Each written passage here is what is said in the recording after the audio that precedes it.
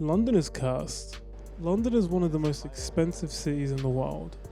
Last night I spent £8.25 just to go to Central and back, and I legit had to brace myself just to see the figures in my bank account. But Gabe, the title of the video is London is cursed. So what if it's expensive? Does it mean there's some weird magical curse over the entire city? So many cities are expensive, blah blah blah. Yeah, we get it, Susan. I mean, London has this weird way of suppressing you.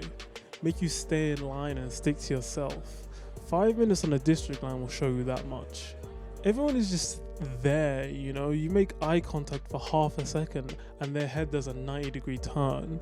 It's either that or they're glued to their phone looking like Kuro from One Piece. And it's all done under the guise of being polite, to make sure you don't disturb anybody.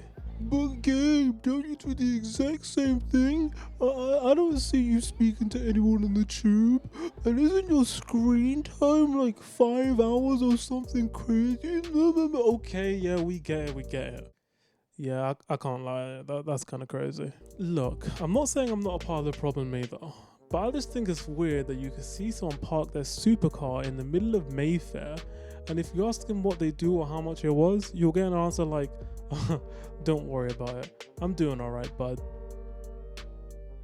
What? Isn't it funny how you could be this multi-millionaire acting all humble and everything, like you're one of us, but then in an instant just be Clark Kent, whoosh, Superman. The difference between being polite and condescending is razor thin, but somehow in London it blends perfectly into this mess. Look, I've never been to America, but when I envision some rich guy from New York, they're rude by default. Excuse me, what's the time? I don't know, get a watch. Oh hey, do you know how to get to Central Park from here? Do I look like Google Maps to you, pal? Oh wow, hey, that looks really good. How much was it? More than you could afford, buddy. It's such a stark difference to London, and in a way, it's refreshing. People say exactly what they mean, however they want to say it. And don't get me wrong, that has its ups and downs too, but you'll never have to second guess whether or not someone wants to stab you in the back or give you your flowers. There's no facade, you know? If you saw that same guy in the supercar, but this time they're in Bel Air, you know he bought that car just to show he's rich, he can go fast, and to flex that the doors open upwards. The same reason the guy in London bought it, minus all that humble nonsense. Just say you like fast, shiny things and that's it. Who doesn't at the end of the day? Accept the label that comes with it.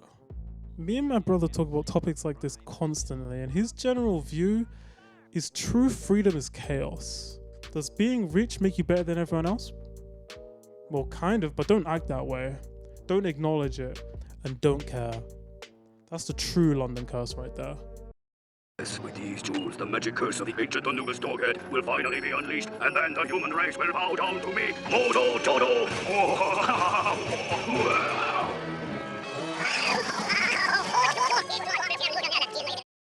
So next time you see someone getting out of their Ferrari in the middle of Soho, just know that that small cock loser who's clearly overcompensating for some other BS is doing alright, ain't he?